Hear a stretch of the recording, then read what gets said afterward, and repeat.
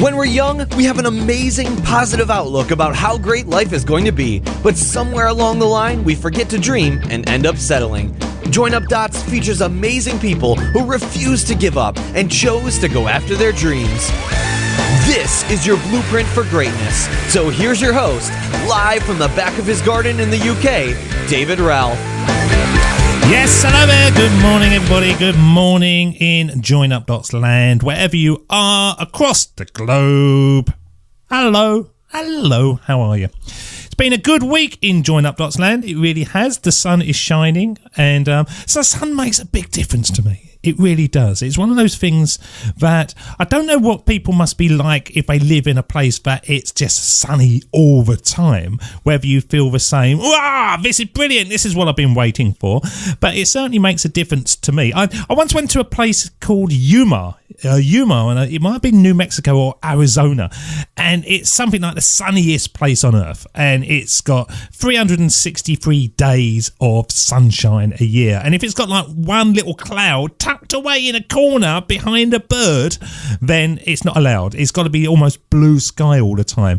And so you open your curtains and you think to yourself, what's going on? Oh, it's sunny. Oh, it's sunny. It's just shorts and sandals all the time. Must get you down. I like the fact when the sun comes out unexpectedly and you open your windows and your curtains in the United Kingdom and you go, this is it. This is what I've been waiting for. A bit of sunshine on my abs, my firm male flesh.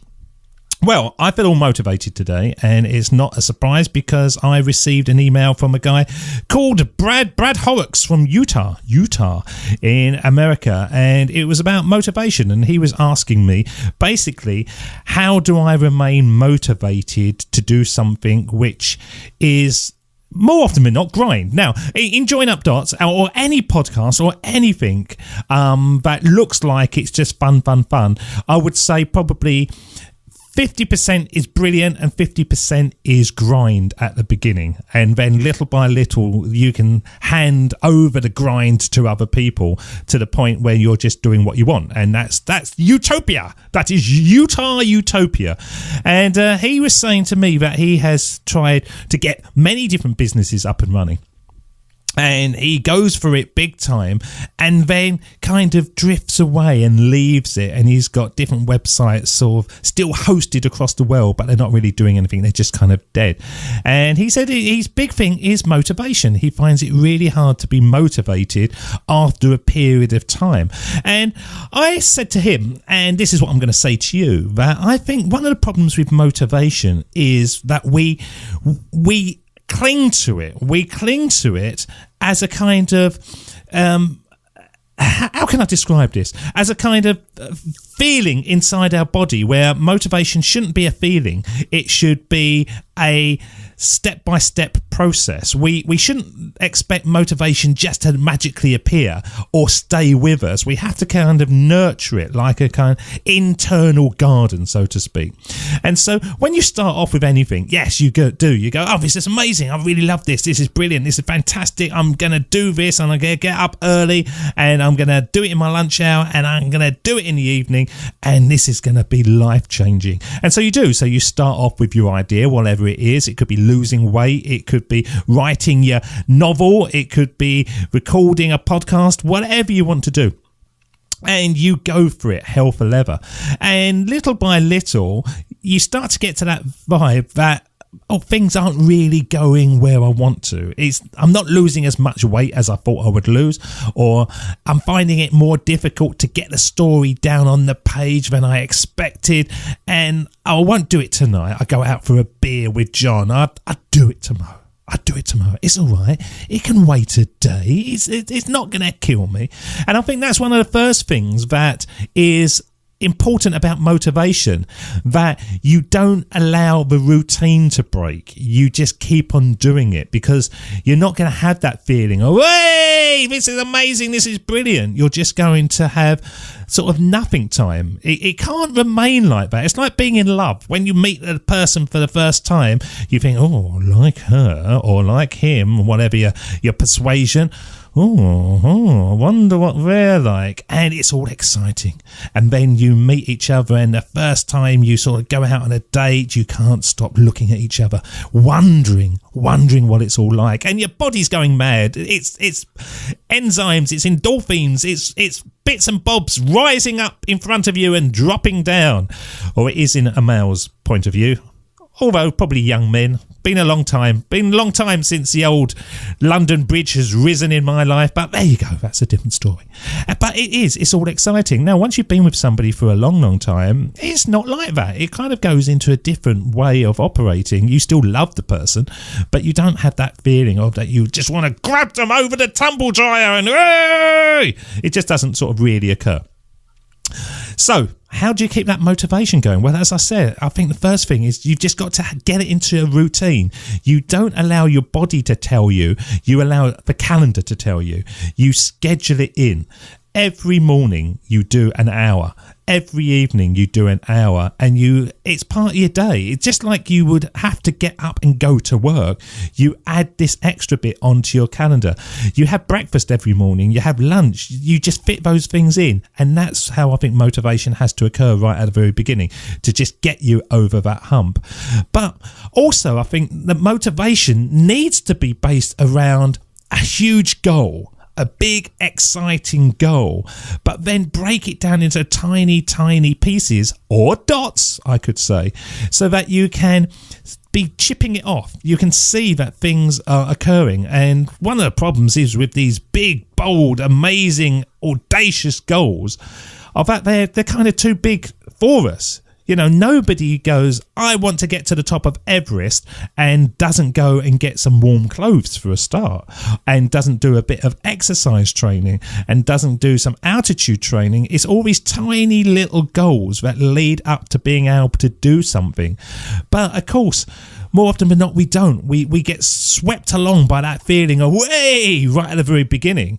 And we don't put a structure in place. We don't look at what we're going to achieve. Now, with Join Up Dots, I totally believe, and whether it's going to occur or not, who knows, but I totally believe that I will get the show to a point where not only am I getting sort of A-lister guests coming onto the show, totally different show to what it is now, but it's a brand. People come across to it like you would come across to NBC or the BBC, and I will have members of staff operating for me, and I will be the celebrity front. Yes, I will be the voice that brings it all together, and all the grind that sort of bog you down in the beginning will be taken away from me.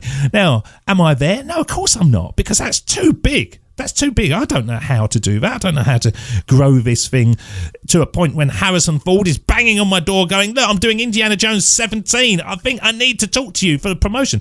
I don't know how to do that. But I know how to do the next thing and the next thing, and just tiny little bite-sized chunks. And if you have that goal broken down into dots, then it's quite easy to keep that motivation going. It's like a checklist. Yep, I've done that, and I've done that, and I've done that. And little by little, you can see the process moving in your way. You ever go on those sort of telephone lines when you phone up and they go, thank you for phoning Virgin Media. If you've got a problem with your broadband, please press 1. If you've got a problem with your TV, press 2. And then once you do, you press 2, it says, thank you. You will be dealt with as soon as possible. And you're just sitting there and you don't know. And you could be there for days. You could grow a beard. You could have children while you're waiting for it, but you don't know. And then other times it says, you are 10th in the queue. You will be dealt with within the next 2 minutes. You are now 7th in the queue. And that kind of keeps you going. You think, okay, fair enough, I'm going to get there, and I'm going to get there, and I'm going to achieve my goal. Exactly the same way as motivation. You're motivated to stay there because you can see things going your way. It's sort of moving on little by little by little. So Brad, when he came through to me the other day, I said to him, one of the things I think, Brad, I think you need to know what you're aiming for, and you need to get a structure in place. You need to break it down into its bite-sized chunks. And if you can't do that at the beginning because the goal's too big, then you you do it as good as you can, and you can put extra dots in between. So when you get another idea, just slide it in and then work it out. Just get an A4 sheet or a spreadsheet and then just tick it off and set yourself a goal. Set yourself, next Wednesday, this has to be achieved. Done. Move on to the next bit.